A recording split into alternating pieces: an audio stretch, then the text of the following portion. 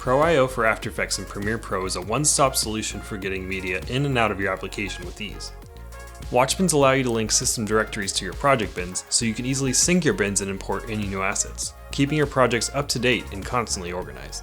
When it comes time to render, export presets allow you to queue multiple render jobs in After Effects or Media Encoder for multiple comps or sequences, matching your custom naming conventions and destinations.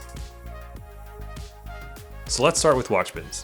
First, select the new Watchman button on the panel, and up pops the Settings and Folder Search dialog. Select the folder you want to sync with your project. A new Watchman is added to the list, as well as our project panel. In addition to path, we can customize the name, subfolder, and image sequence settings. The path can be toggled between relative to the project file and absolute paths. We have 3 ways to handle subfolders. Ignore only imports files in the main folder, ignoring any subfolders and files in them. Include will create additional Watchmans for each subfolder, essentially recreating the folder structure. Flatten imports all files in any subfolders into the main folder. This is great for camera offloads that have really deep folder structures. Lastly, the image sequence checkbox will identify sequentially named images and import them as image sequences, which are updated upon sync. Now once we press sync, Pro I/O imports all matching files into our Watchmans.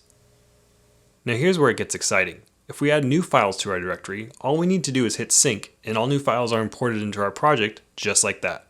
No more searching through folder structures and organizing files each time you have to import. Now all you have to do is hit sync, and your project is up to date. You can also create Watchmans by dragging and dropping folders onto the panel. From there you can customize as needed. If you only want to sync certain Watchmans, just select the ones you want to update and hit sync. Also, you can freely move or rename your Watchmans in your project, and they will still sync. If you want to unlink Watchmans but keep the files included, select the desired bins and hit unlink. If you'd like to change the allowed file types, edit the text file to include any compatible extensions. Now here's a pro tip. Adding Watchmans to your project templates saves you tons of steps. All you have to do is link up your template to your folder structure once, and when you start a new project, simply press sync and all your assets are imported exactly as they should be. Now let's take a look at export presets.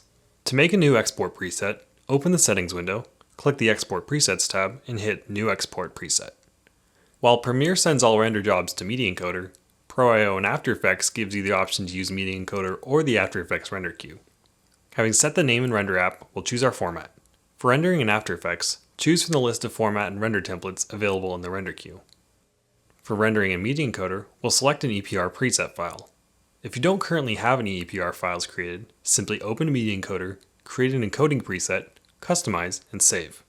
Back in Pro I/O, we'll select that EPR preset. Now we'll choose the output destination. Once again, you can toggle between paths relative to your project file or absolute paths. You can choose to save your exported file in a subfolder of the same name. This is recommended for image sequence exports. Next, we can construct our naming format using the available wildcards and see a preview above. The comp name in After Effects or sequence name in Premiere are entered by default, and you can customize with the available wildcards, including version, which will check the destination folder contents for existing files of the same name, and version accordingly. Version by stem does the same thing, except it only looks at the preceding stem of the surrounding files before versioning. This is recommended if you're using a date or time in your naming convention after the version number that would typically throw off the versioning. We can also use project name stem, and a variety of time and date units and common time and date stamps. Now that we've created our first output module, we can add as many output modules as needed, which makes rendering final files a breeze. Now back at our panel, we can see the first export button is linked to our new preset. Now all we have to do is select the comps or sequences we want to render and hit export. Pro I/O has queued up our render jobs with the correct settings, naming, and destination, just like that.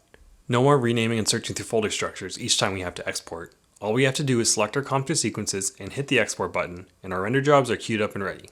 You can organize your presets by right-clicking the preset buttons on the panel, or dragging them up or down in the Settings window.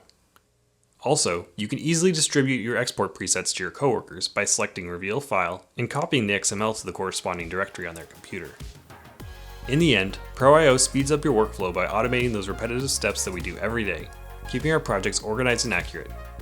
Thanks for watching this demo, and learn more in the link below.